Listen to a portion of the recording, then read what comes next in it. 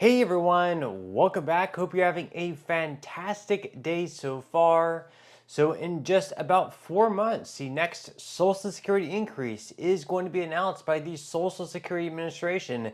In today's video, we are going to be breaking down the history of these Social Security cost of living adjustments and what the history tells us what this next one might just end up looking like. But before we go ahead and dive into it for today, if you would like to receive up to $200 in free stock or $200 in free cash, in a pinned comment below, I will be leaving a link to Robinhood. All you have to do is once you click on that link is just sign up for a free account and then simply link your bank account. You do not even have to make an opening deposit. At that point in time, Robinhood will be sending you one free stock worth all the way up to $200. And if you really just have the cash, all you have to do is once you receive the free stock is just sell it for what it's worth and then transfer the cash value right back to your bank account. Okay, so diving right into it for today. So just in about 4 months, at some point in the middle of October, the next Social Security cost of living adjustment is going to be announced. That is going to be the next Social Security increase that is going to be taking place starting next year in January of 2026. This is something that happens basically every year and is announced in October. That's because they're going to be using the third quarter data of this year or the current year and comparing that data as far as the CPIW inflation data goes to the previous year's third quarter. So basically they're going to be taking July, August, and September of this year and comparing it to the July, August, and September inflation numbers of last year, and whatever that number has increased by, whether it's 2%, whether it's 3%, or somewhere in between, is what the next cost of living adjustment is going to be. Now, of course, these are staggered, so we don't actually know July's data until August. We don't know August's data until September, and we won't know September's data until October. So we're not going to know this final number, of course, until October. That's why it's going to be released every single year in October. Now, we actually have some historical data to look at as far as cost of living adjustments go. Have they gone down in certain years? Have they gone up in other years? Is there any sort of historical data that trends and shows us what this next cost of living adjustment might be looking like? We're going to be examining this article here by the Motley Fool, where they actually dive into that. So according to the Motley Fool, they ask, wondering what to expect for next year's Social Security COLA. Here's what history says could be coming in 2026. So is it too soon to be wondering how much the next Social Security raise will be? I don't think so. Granted, we don't know for sure until the Social Security Administration makes its highly anticipated announcement in mid-October.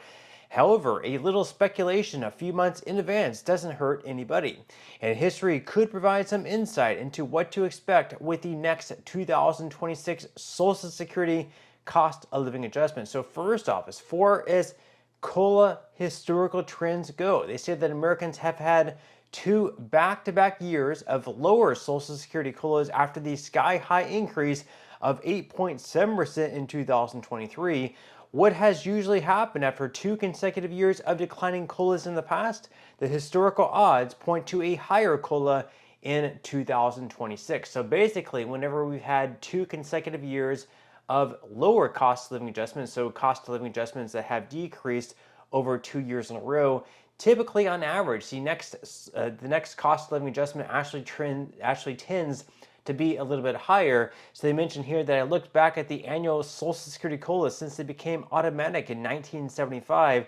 The Social Security increase for 1984 was lower than the previous year after 2 years of consecutive declines. It was a similar story in 1994. However, in the other 6 cases, the Social Security COLA increased after 2 consecutive years of decreases.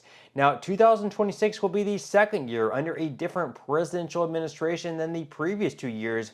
Have there been any clear historical trends with the COLA related to a new occupant of the Oval Office? They say not really. So there have been 7 new presidential administrations since Jimmy Carter was in the White House. In the first full year of a new U.S. president, the Social Security COLA was higher than the previous year 3 times and lower the previous year 4 times. So basically, it doesn't typically matter. The changing of a new president doesn't typically, trend upwards or necessarily downwards. It's been about the same as far as either upwards or downwards go. They do mention here there is a wild card with limited historical precedent. So Social Security COLAs are based on inflation, of course. So to be specific, as I just mentioned, they're calculated by comparing the Consumer Price Index for urban wage earners and clerical workers, or CPIW for short, for the third quarter of the year with the average CPIW for the third quarter of the previous year. Anything that drives inflation higher will, in turn, cause the Social Security COLA to be higher. The COLA, of course, can be 0%, but it's never negative. So basically, if we actually see negative inflation, if the CPIW goes down this year when compared to the CPIW of last year, your cost of living adjustment will never be negative. So you're not ever going to receive a lower benefit. You can only receive a higher benefit or exactly the same on a year-to-year basis. So basically prices decline and there's a negative CPIW, then in that case your 2026 benefit will be exactly the same as your 2025 benefit. It will never decrease. It can only stay exactly the same or increase. Now, they also mention here that that's where President Donald Trump's tariffs come into play. So many economists believe that steep tariffs could lead to a resurgence in inflation as importers pass along higher prices to consumers. So the Federal Reserve agrees also with that. So the minutes from the Fed's meeting earlier this month revealed that nearly all the 19 officials saw a risk of higher inflation due to Trump's tariffs. Well, what does history tell us about Social Security COLAs after steep tariffs were implemented? There aren't many presidents. However, the first Trump administration levied tariffs on many products imported from China, but those tariffs were much more limited than those implemented this year. Inflation and the Social Security COLA still rose those. So, of course, these tariffs are absolutely going to impact inflation in a negative way, where inflation is going to increase from these tariffs if they do stay in place. Of course, we have had federal judges actually strike down Trump's tariffs, saying that they weren't, enacted in a way that was actually illegal. We will have to wait and see whether that stands or whether it gets appealed. What ends up happening with that, because basically what's happening is that we have retailers in the U.S., whether it's a small business or whether it's a retail giant like Walmart or Target. Obviously, they're ordering their products from overseas, whether it be China, whether it be Vietnam, whether it be India, whether it be another country in Europe or Asia. And with these tariffs increasing, of course, it's getting passed along to Walmart, Target, or other small businesses throughout the United States. So these businesses in the U.S. are now paying more for products that they're buying from Europe or Asia.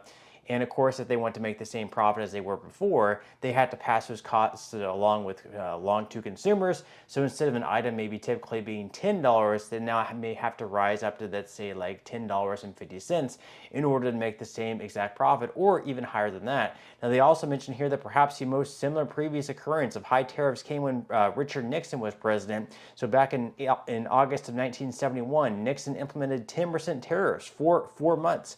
However, this was before automatic annual Social Security COLAs went into effect. Still, the next Social Security increase, which required congressional action, was a whopping 20%. Now, do I expect the next Social Security COLA to be 20%? I definitely not. Do I expect it to be even half of that at 10%? Definitely not. I don't even expect it to be 4 or 5%. This is going to take a while for inflation to really see its effect.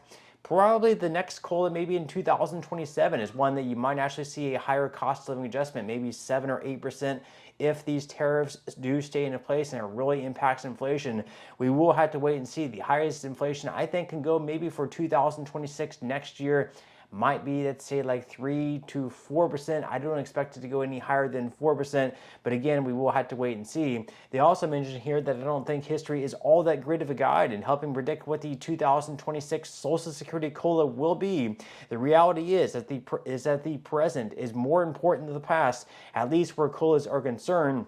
So, for example, the Senior Citizens League, which is a nonprofit organization that advocates for seniors, updates a model used to project the next Social Security COLA every single month. Its latest forecast for a 2026 COLA is at 2.4%, which is actually slightly lower than the 2.5% increase this year. This would actually be the lowest COLA since 2021. However, the TSCL's projection could change dramatically if tariffs cause inflation to soar. Retirees will have to keep wondering about what the next 2026 COLA will be until October. Now, if 2.4% does stay into place, if that in fact does end up being the next inflation, does end up being the next cost of living adjustment because of the inflation, of course, what it's going to look like for people receiving SSI, the max benefit for individuals will shoot up to $990 per month, up from $967 a month. And then for couples, the max benefit for them is going to be up to $1,485 a month, up from $1,450 a month.